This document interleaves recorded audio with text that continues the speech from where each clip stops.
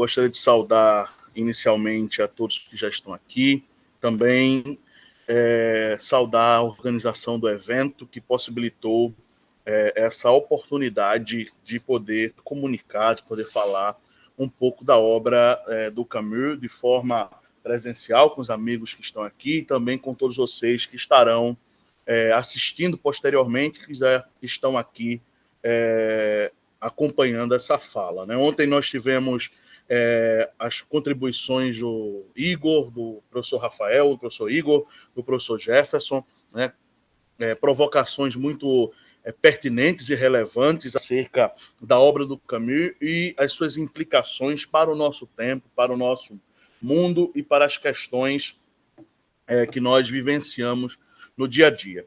E coube a mim proferir essa palestra de abertura do segundo dia, e eu escolhi alguns pontos, alguns temas que para mim são bastante interessantes, porque eles aludem, eles reforçam certas impressões que o Camus, que o autor, ele constrói a partir da sua sensibilidade, a partir da sua percepção. Então, como o Jefferson, que me antecedeu, ele falou, né, a minha fala ela vai se concentrar em 3 aspectos da obra do Camus, né, ou pelo menos 3 conceitos que eu diria que podem formar ali 3 chaves de leitura para aqueles que estudam ou que têm ali afinidade com a obra do Camus, em específico, né, para esses 2 livros que estão sendo aqui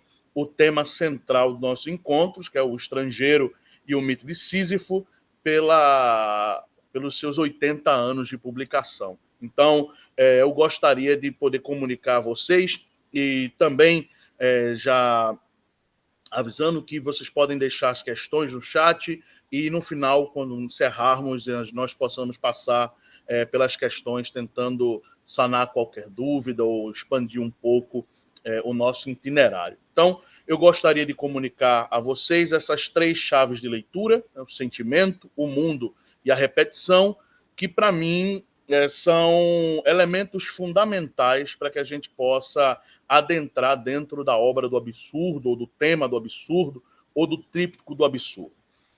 E antes que a gente possa iniciar propriamente essas 3 chaves de leitura, eu acredito que seria interessante fazer algumas considerações acerca da estrutura da obra do Camus. Porque quando nós falamos da produção do Camus, e isso os colegas que me antecederam ontem à noite frisaram também com bastante êxito, nós não estamos tratando simplesmente de um compêndio bibliográfico, nós não estamos falando simplesmente de uma estrutura que atende a certos rigores de gênero literário.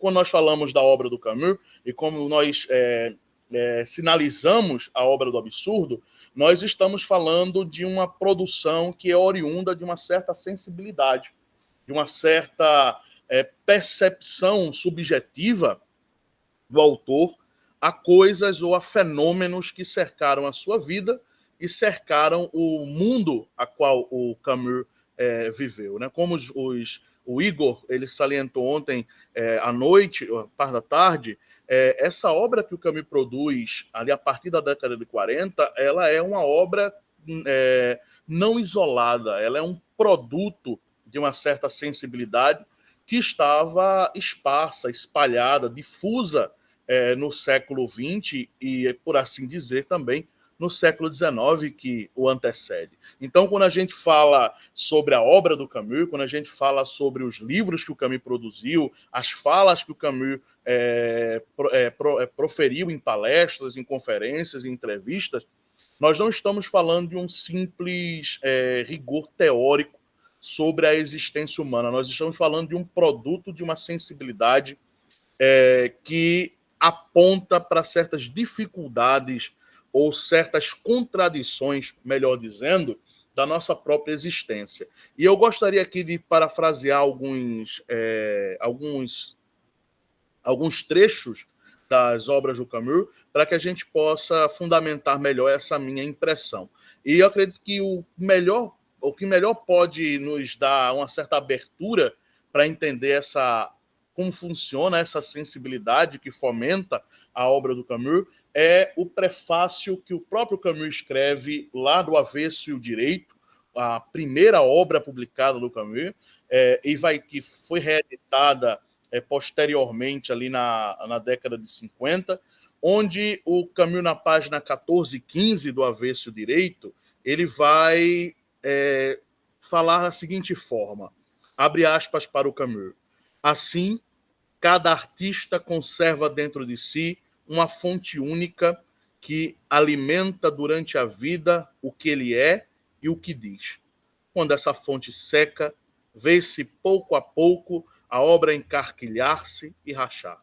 São as terras ingratas da arte, que a corrente invisível não mais irriga.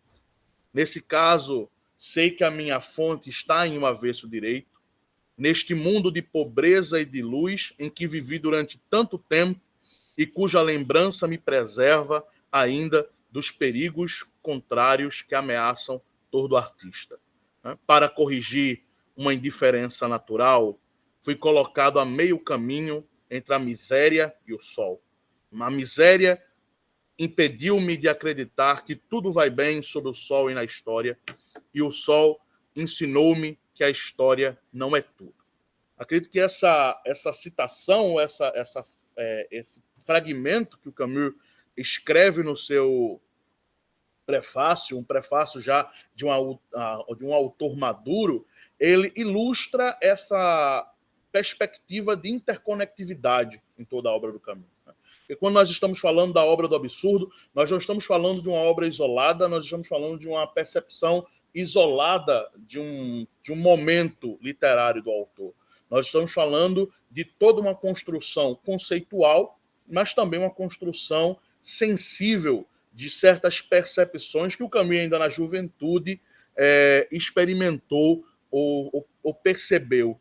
E quando ele fala justamente que é a fonte que irriga toda a obra do artista, ele está falando justamente desse sentimento complexo, desse sentimento conflituoso que marca, digamos assim, a raiz do problema do absurdo na existência de todos os indivíduos que se deparam com essa sensibilidade, que se deparam com essa percepção.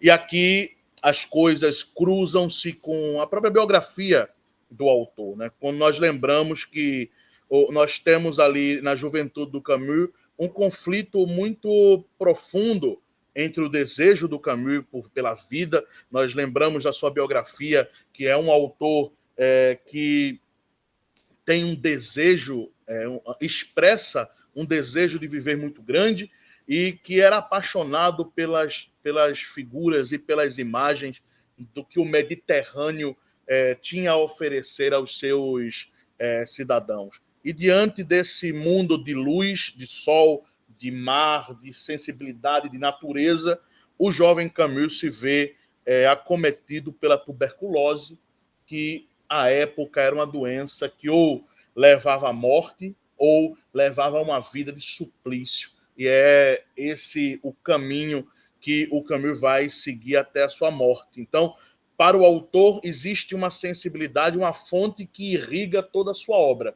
E essa fonte, essa que irriga toda a obra do Camus, é essa existência conflituosa entre um indivíduo que deseja viver e um mundo que a todo momento lhe é indiferente e que, em certa maneira, o movimento caótico supera as suas expectativas ou não atende às expectativas deste indivíduo que deseja familiaridade, que deseja harmonia, que deseja, acima de tudo, que o mundo atenda a uma certa lógica, que o mundo atenda a uma certa perspectiva. Então, quando nós estamos falando da obra do Camus, nós estamos falando estritamente de uma obra que é irrigada, perpassada por esse sentimento, por essa afecção, por essa sensibilidade de que existe um descompasso, uma contradição entre a existência que eu desejo,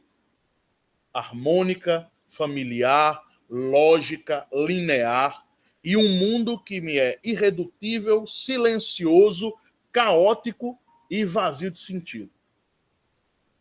Essa, digamos assim, é o pano de fundo que vai dar contexto a tanto as obras da juventude, quando nós falamos do Avesso Direito, quando nós falamos de Bodas in Tipasa, quando nós falamos do Estrangeiro, quando nós falamos do mito de Sísifo, quando nós falamos de Calígula, quando nós falamos de O Mal Entendido, nós estamos falando de um conjunto de obras que estão todas interligadas a nível de conceito ou a nível de sensibilidade a essa contradição fundamental de uma alma que deseja a nostalgia de unidade e de um mundo que, em seu movimento caótico e aleatório, decepciona.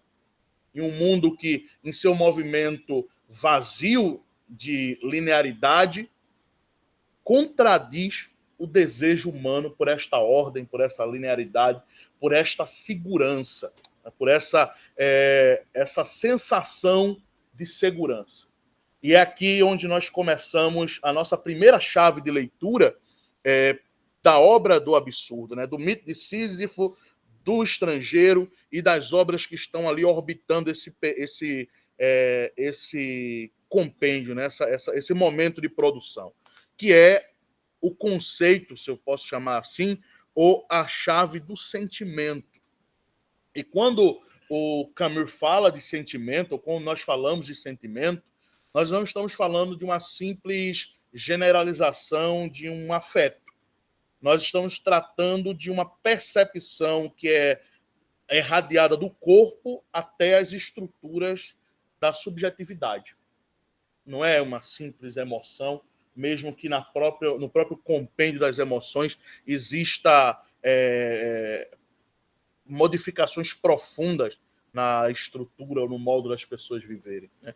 Então, eu acho interessante iniciar essa nossa conversa sobre as chaves de leitura da obra do Camus a partir da ideia de sentimento, porque foi a primeira anotação que o Camus ele registra nos seus cadernos. Aqueles que têm um pouco mais de familiaridade com o autor vai lembrar que o Camus tinha o hábito de registrar suas reflexões, suas ideias em cadernos, em diários, que hoje são publicados pela editora Edra aqui no Brasil, mas também existem versões no português de Portugal pela Livros do Brasil. Nós temos algumas edições dos cadernos. Em 1935, no primeiro caderno que o Camus escreve, ele faz a seguinte anotação, abre aspas para o autor.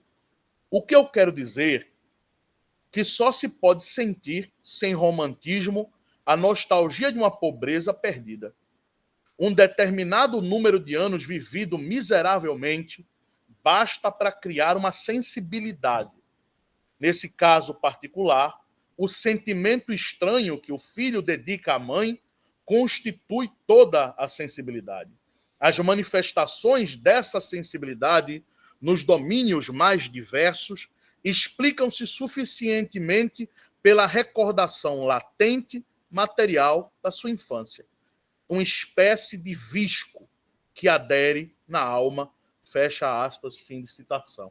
Eu acredito que essa é uma citação bastante interessante para a gente começar a pensar a ideia de sentimento, a ideia de sensibilidade, porque toda a ideia de relação materna ou a ausência da relação paterna está incutida nos textos do Camus, né? Tanto no Avesso Direito, quando ele começa um dos seus contos, da relação de estranheza entre uma mãe idosa e seus filhos que estão saindo de casa para ir para um evento, ir para uma atividade social, digamos assim, ou a própria relação de estranheza, em certo sentido, do Meursault, personagem principal de O Estrangeiro, e não a sua mãe em vida, mas os eventos que se desdobram a partir da morte da mãe. Existe uma relação de afecção, uma relação de sensibilidade nessa convivência que, dirá o Camus, né? É uma recordação latente da infância, a relação da criança com sua mãe, a relação da criança com o seu seio maternal. E é justamente essa sensibilidade de estranheza que vai interligar, digamos assim, tanto as obras da juventude, né, Bodas, Avesso Direito, quanto as obras da década de 40, que aqui nós estamos reunidos para comemorar os seus 80 anos, no caso, o Estrangeiro, o Mito de Sísifo. Elas iniciam por uma sensibilidade, elas iniciam por um tipo de afeto que é percebido pelo corpo, que é, logicamente, desencadeado, como eu tinha dito anteriormente, por essa contradição básica da existência humana. A expectativa humana de nostalgia que se depara com um mundo irredutível e silencioso. Essa contradição entre o que a alma humana deseja, né, o domínio, a nostalgia, a familiaridade, a lógica, a estrutura linear de um mundo que para ele é familiar, se choca diretamente com esse movimento aleatório da morte, da doença, do sofrimento humano, que não tem, pela matéria do absurdo, pelo aquilo que nós entendemos como sentimento do absurdo, não tem um contexto racional. E talvez seja isso o que mais aflige o ser humano. Porque quando o sofrimento tem um contexto racional, ele pode ser justificado. Quando a violência humana tem uma sombra de racionalidade, ele pode ser justificado. Quando a gente fala de perversidade, quando a gente fala de crime, quando a gente fala da violência humana, essa violência pode ser justificada pela razão. Mas quando nós trabalhamos a ideia de absurdo, e principalmente aquilo que nós entendemos como sentimento do absurdo, essa afecção não tem um fundo racional, e isto talvez seja o mais perturbador, porque a contradição que enlaça essa nossa condição humana, ela é uma contradição que surge a partir de uma irracionalidade ou uma ausência de lógica racional. Por quê? Porque o mundo nos é simplesmente indiferente no seu movimento mais natural, caótico e vazio de racionalidade. Então, quando o Camus fala desse sentimento de estranheza, é estranho porque a nossa mente precisa de uma justificativa lógica e racional para que as coisas façam sentido. Nós precisamos, a nossa mente precisa de uma continuidade. A nossa mente precisa do fenômeno de causa e efeito. Eu sofro isso porque é consequência daquilo que eu escolhi. Assim nós pensamos. A máxima cristã, o ser humano colhe o que planta, nem sempre. E o absurdo está aqui para o Camus para demonstrar essa contradição. Nem sempre existe uma razão por trás do sofrimento humano. Nem sempre existe uma racionalidade que permita que nós possamos explicar a condição de contradição da vida humana. Simplesmente nós estamos diante de uma sensibilidade que, para o Camus, é uma sensibilidade que surge de uma contradição não racional. É um mundo vazio, silencioso, irredutível, que encontra, pela comparação na nossa mente, uma contradição por um desejo de unidade. E é o que o Camus vai expressar no Mito de Sísifo, na página 25, se você está com a obra, você pode também acompanhar comigo, quando ele vai abrir o capítulo justamente salientando esse aspecto. Abre aspas para o autor, Mito de Sísifo, página 25.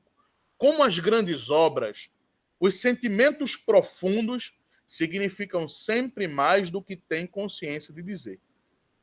A constância de um movimento ou de uma repulsa numa alma é encontrada em hábitos de fazer ou de pensar e prossegue em consequência que a própria alma ignora.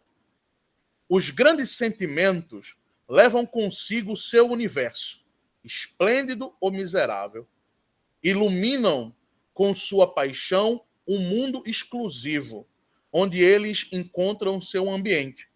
Há um universo do ciúme, há da ambição, do egoísmo ou da generosidade. Um universo significa uma metafísica, uma atitude de espírito. E eu paro aqui para que a gente possa refletir um pouco.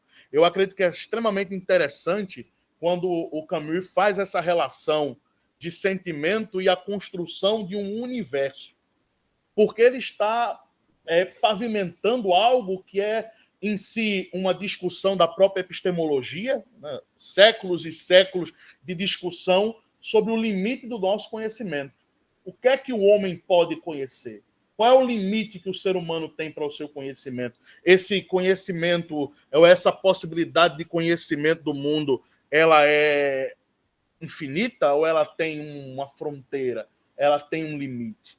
E quando o Camus fala que os sentimentos, eles constroem os seus universos, ele, para mim, ele está resgatando um conhecimento empirista muito profundo, que é a ideia de que as afecções formam e modificam a nossa mente. A forma como nós experimentamos as afecções do mundo, a forma como esses sentimentos, essa sensibilidade chega pelo corpo à mente, modificam a forma como os seres humanos percebem o mundo ao seu redor. Não é à toa que pessoas que sofrem traumas decorrentes a acidentes ou decorrentes a violências extremas, elas modificam os seus hábitos decorrentes ao fenômeno que ela teve contato. E eu acho interessantíssimo o Camus colocar essa metáfora, essa ideia de que o sentimento funda um universo. Todo um universo de complexidade, de hábito, costume e ação, que é o que o Camus está comentando acima, quando ele fala que o movimento do ser humano, seja o movimento de repulsa da alma, ela é demonstrada através dos hábitos, dos costumes. Quando você, diante de uma contradição elementar da sua existência, se vê gradualmente mudando as formas como você percebia o mundo anteriormente. E aí a gente vai no desejo de linearidade, no desejo de que as coisas façam sentido, a gente vai dando nome às coisas, né? Maturidade. Nós estamos amadurecendo, nós estamos mudando nossa cosmovisão, nós estamos nos adequando às novas necessidades da vida, quando, na verdade, todas essas coisas apontam para as transformações a nível mental da relação afetiva que vai se desdobrando no nosso dia a dia. Seja essa relação afetiva uma mudança de relação de um indivíduo com o outro, que pode ser absurda, quanto a relação completamente esvaziada de sentido e racionalidade, que é a contradição fundamental do absurdo. De um mundo indiferente, de um mundo vazio e do meu desejo de linearidade. Então, quando a vida ela se apresenta contraditória à minha expectativa, isso aponta para a minha mente um afeto de frustração, de decepção, né? De, como falou o Igor ontem, de desesperança. Porque toda a estrutura de uma vida é norteada pela ideia de que esse mundo tem aspectos de familiaridade e de linearidade. Quando esse mundo se prova caótico, indiferente e vazio de racionalidade, surge da contradição, surge desse confronto fundamental um afeto, uma sensibilidade, um sentimento. E esse sentimento funda, a partir daquele momento, todo um outro universo de relação. E nós mudamos. Nós buscamos outras perspectivas. Eu estava conversando com o Jefferson e com a Ariadne mais cedo, justamente essas mudanças que ocorrem diante dessa mudança de perspectiva. A grande pergunta, talvez, que surja de início, as pessoas que leem a obra do Camus ok, eu descubro que o mundo não tem sentido, que a existência é contraditória, e o que a gente faz depois disso? Talvez essa seja a grande pergunta que o texto do Camus desperta em nós. O que é que a gente faz da vida quando a vida se demonstra contraditória, quando a vida se demonstra irredutível, quando a vida se demonstra que está passando em uma frequência diferente daquela que a gente foi ensinado a acreditar. Porque todos nós, pela cultura que nos cerca, foi ensinado desde criança que nós venhamos ao mundo por um propósito maior, que nós chegamos a essa existência para cumprir uma função. Isso não é nem nosso, isso remete ao próprio estoicismo grego, lá no helenismo, né, que toda a vida tem uma função, tem um desígnio, porque a natureza é revestida de divindade.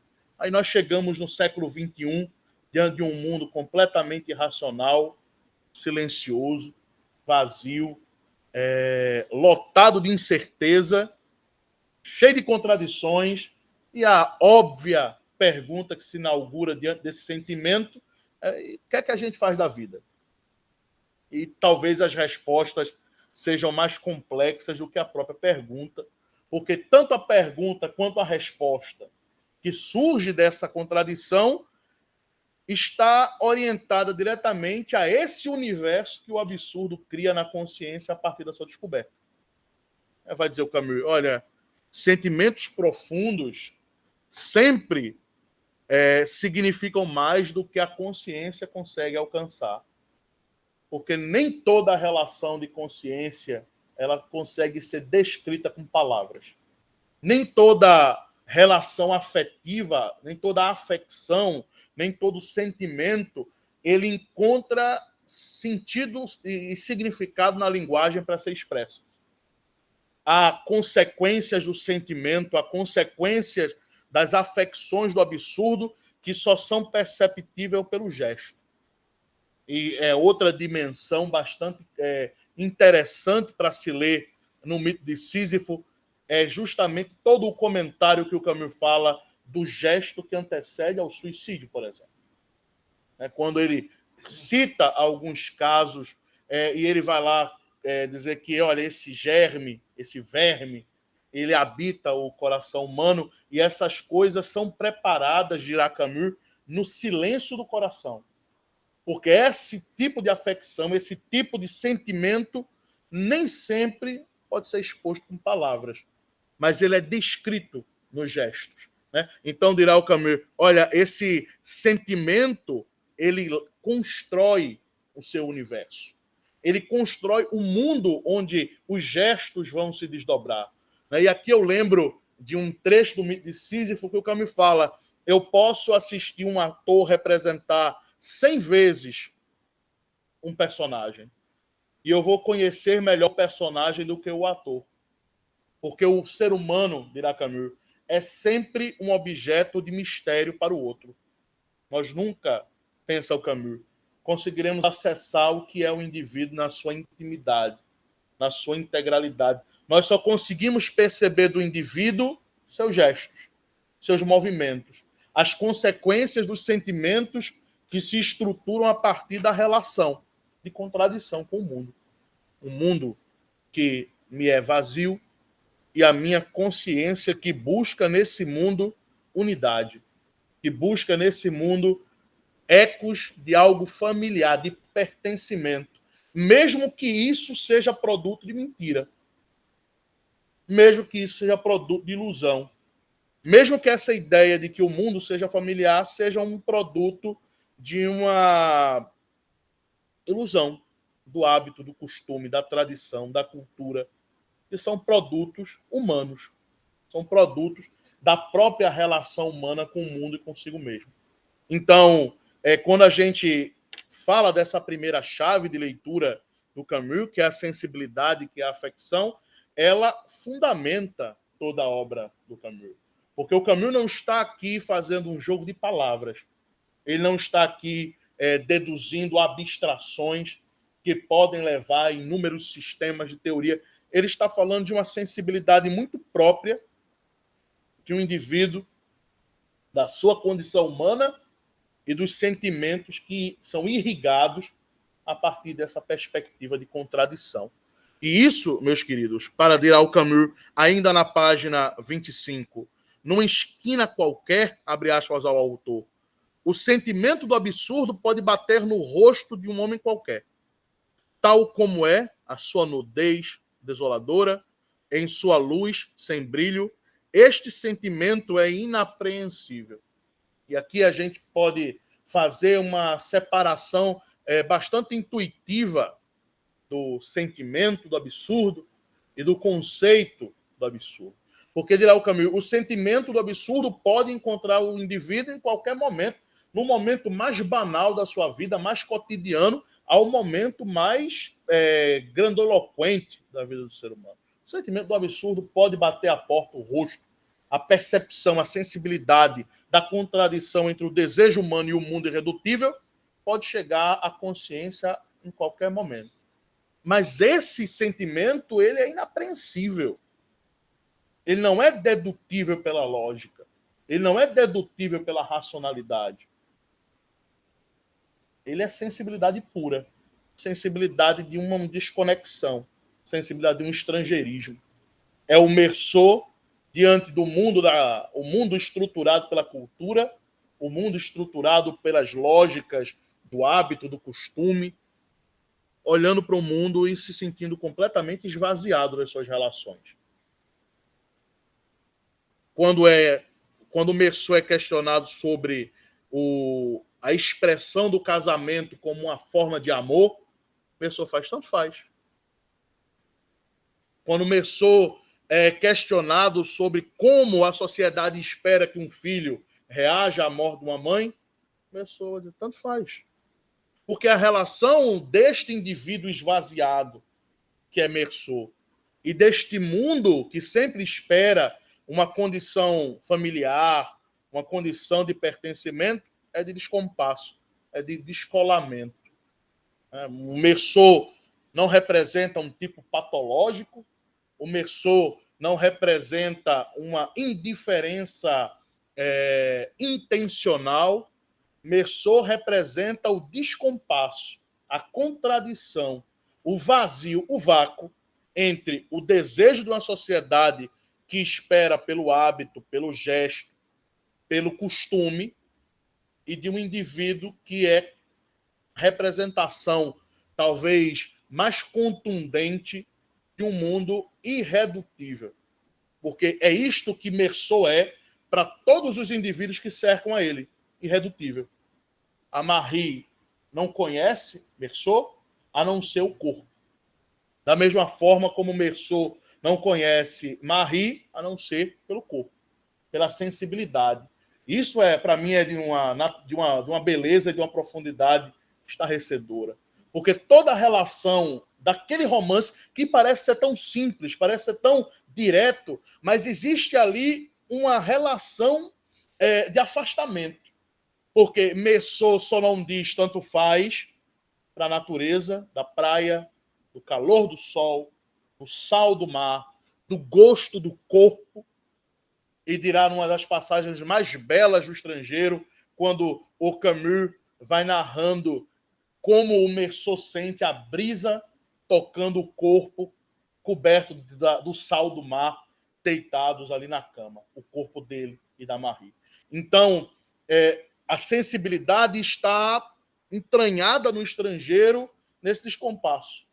Meursault representa esse deslocamento, enquanto o tribunal, o casamento, o funeral, o velório representam as estruturas de costume que fazem o mundo ter sentido.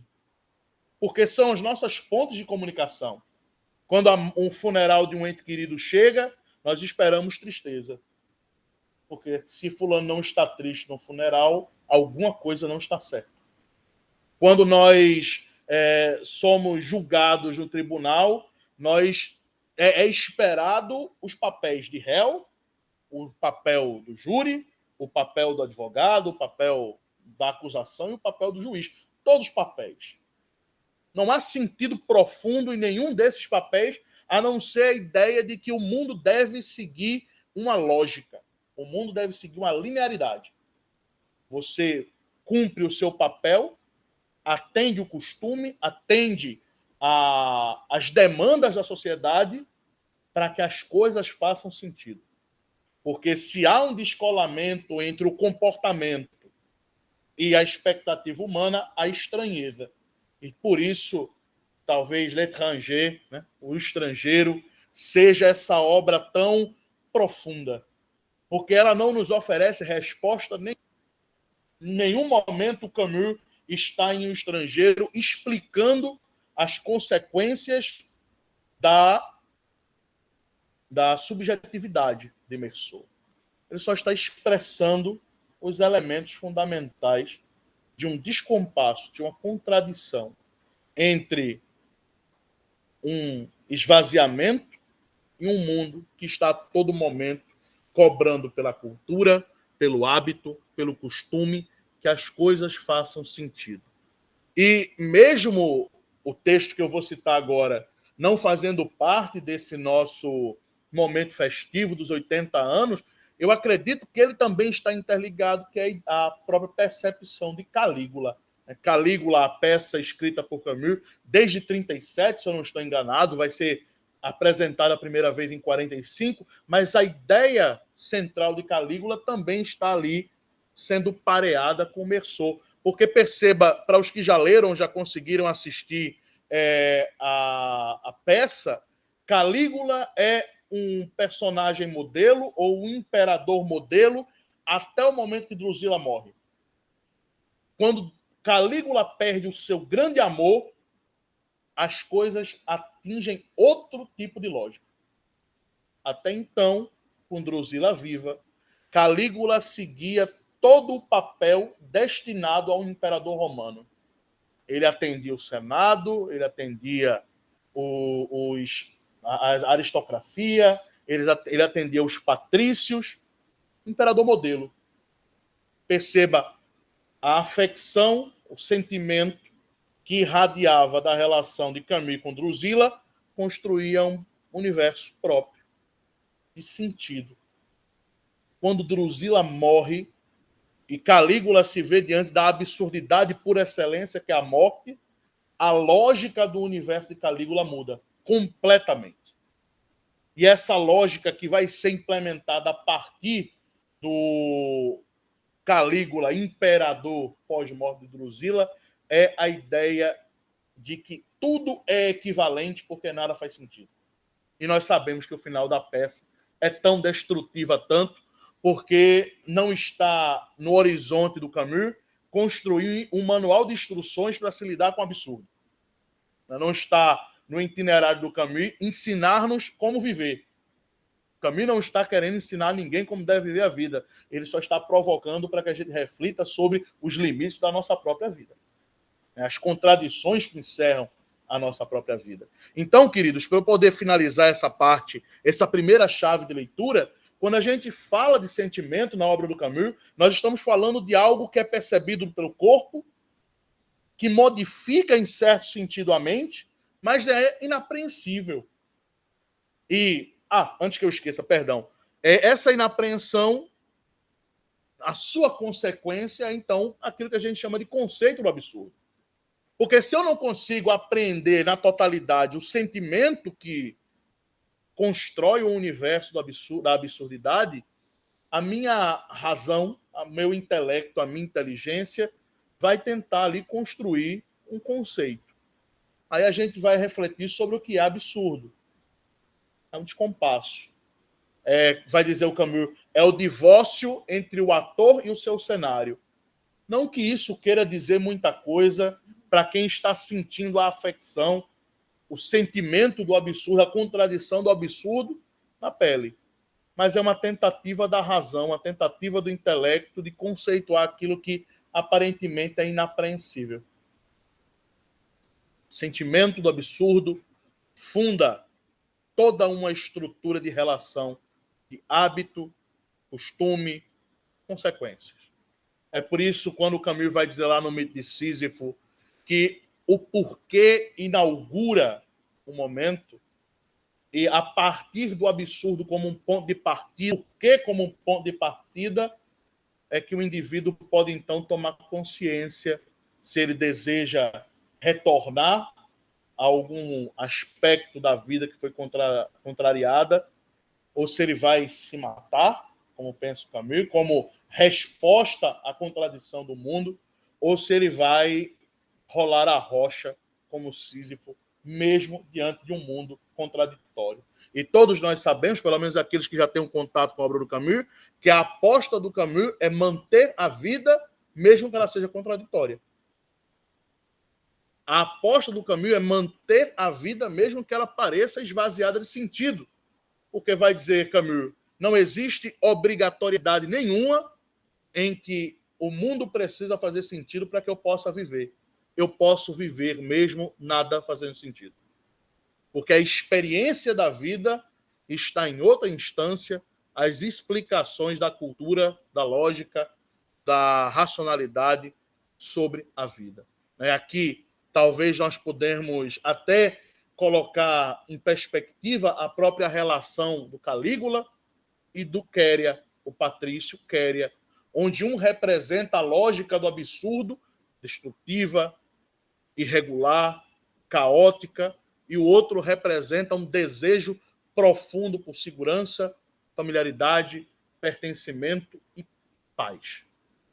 Então, esse sentimento, essa afecção que surge da contradição do mundo com a minha expectativa é, para o Camus, o que funda essa consciência trágica que é o absurdo. O sentimento do absurdo funda a perspectiva do absurdo. Funda todo este universo, essa reflexão. E a reflexão que inaugura diante disso é o que fazer da vida diante da contradição. Bem, essa talvez seja uma resposta que cada um deva procurar por si.